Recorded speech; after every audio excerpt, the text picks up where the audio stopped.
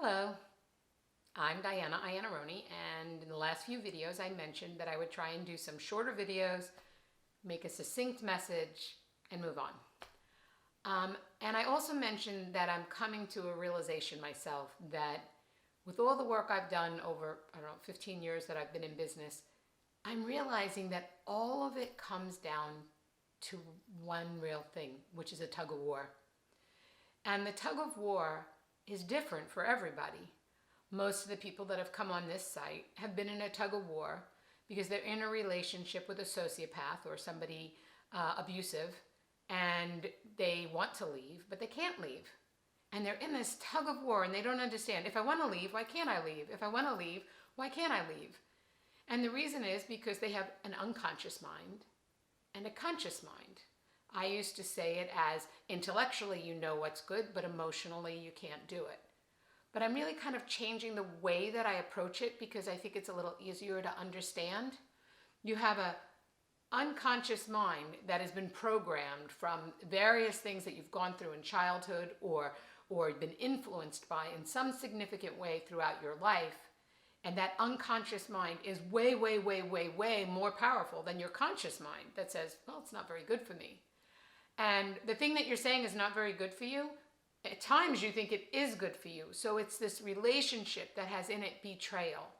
And the revelation that I'm having is I can say this about everything. I could say it about the tug of war with alcohol. I could say it about the tug of war with your job. I could say it about the tug of war with any drugs. I can say it about anything. That tug of war is the same thing. Your unconscious mind and your conscious mind at total battle with each other. And the truth of the matter is, at one point, you were conditioned to believe something was good for you.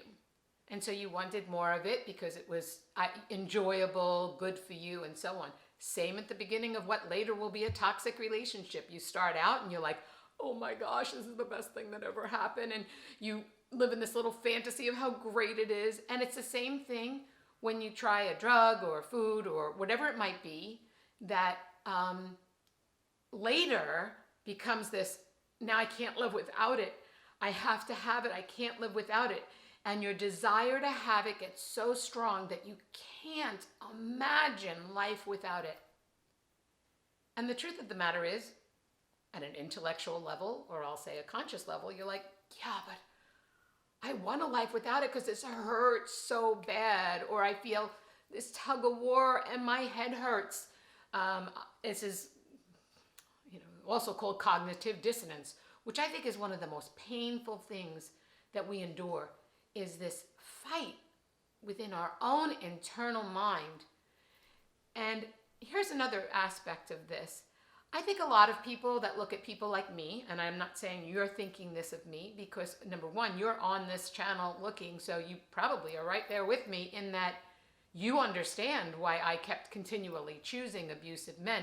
You understand that toxic relationship that we keep repeating, and maybe you don't fully understand why, so you should read my book, which is me and my shadow, move from fear and control to love and freedom.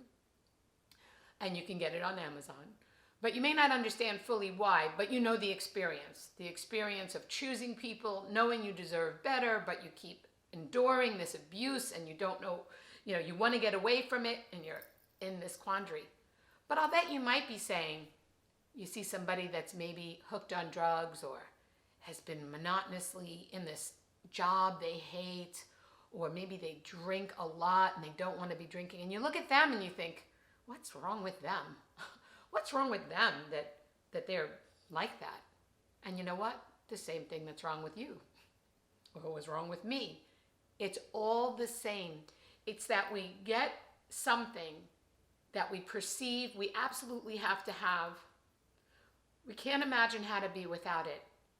And at some points in various times, it actually feels like something good for us. But then all of a sudden, we kind of become a slave to it. All of a sudden, we kind of feel like we can't release it. And at many levels, we don't want to. So one of the things I always say to people when I'm coaching them to get out of toxic relationships or helping them heal after they've gotten out or whatever the case may be, is I always say to them, one day you're just going to wake up and it's like a light switch went on and your perspective's going to change and you're going to be like, that was me? I chose to stay in this relationship for 2 years, 5 years, 10 years, 20 years, 30 years. Oh, I can't believe it. I just can't believe it consumed this much of my life. I can't believe I made those choices. It's incomprehensible to me. But all of a sudden you look at it and you go, I won't ever do that again. I won't ever do that again. And suddenly you can release the person, like, whoop, gone. It's the same thing with everything else you're trying to fight. And I have to tell you, I've helped people with all the incidences that I have mentioned. I have worked with people with all of them, but I didn't see the parallel. And now the work that I do is so much easier because you just compare everything to, yeah, I'm going to say it. I'm going to say the word, to the addiction. The thing that you know will betray you, but you want it anyway.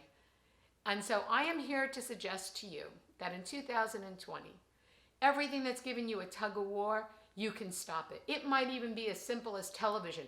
Why do I brainlessly sit and watch television for, 7 hours a night? Not to condemn the act of television, just like drinking. I don't condemn drinking, but if you're waking up most mornings with a hangover and then having a drink to stop drinking, to feel better that you did drink, you probably don't want it to be that way. So how free do you feel in your life right now? How free? Scale of 1 to 10. Are you free to a 10? Are you free to an 8, a 7, a 6, a 5? Are you not free at all? And you can be released. You can be released. And the way to release it is we have to help you see how your unconscious mind is the strength. Your unconscious mind is, at one book called it a chimp. It's like a gorilla. Chimp seems a little too small for me. And it has control. I actually think your unconscious mind is parallel to basically your ego. And your ego always thinks it knows what's best for you. So you say from your intellect, and I like to think of it also, you also have your soul or spirit working in there saying, we don't need this anymore. We don't need this anymore. But your unconscious mind is going, are you out of your mind? You cannot live without this. You need it. It's for your survival. You won't fit in. You'll be rejected. You'll be broke. The list is endless. And I'm here to suggest to you that those are the lies that keep us in a tug-of-war. And I encourage you to send an email to me, Diana, at redthornsolutions.com, and end this battle once and for all. At this point, I am still doing free consults. It's in 1 hour. It will be pivotal and life-changing. You will see things from a different perspective when you hang up, and you don't have to work with me after that if you don't want to, but it'll set you on a course. And if you do want to, then at that time, I'll explain to you how I work, and we'll start getting things taken care of for you. The bottom line is, you have the power to end the tug-of-war. No matter how trapped you feel in it, you are not really trapped. It is the power of all the influences that created the strength of your unconscious mind. This is not about having the willpower to let go. It is about changing your perspective enough that you just let go. It is conscious work, as I think it's Deepak Chopra says, not hard work. So send me an email, Diana at redthornsolutions.com. You don't have to detail your situation if you don't want to. We'll figure it out when we get on the phone. Oh, I should mention, no matter where you are in the world, if you're in the United States, I usually do a phone call. If you're out of the country, I usually do it Skype. Sometimes I do Facebook, but I know Skype is kind of archaic, but it works. So let's make 2020 your year of freedom. Wake up, stand up, live free. And again, you can find my book on Amazon, Me and My Shadow, Move from Fear and Control to Love and Freedom. And the work I'm doing now is taking more people to freedom, because it is not just about toxic relationships.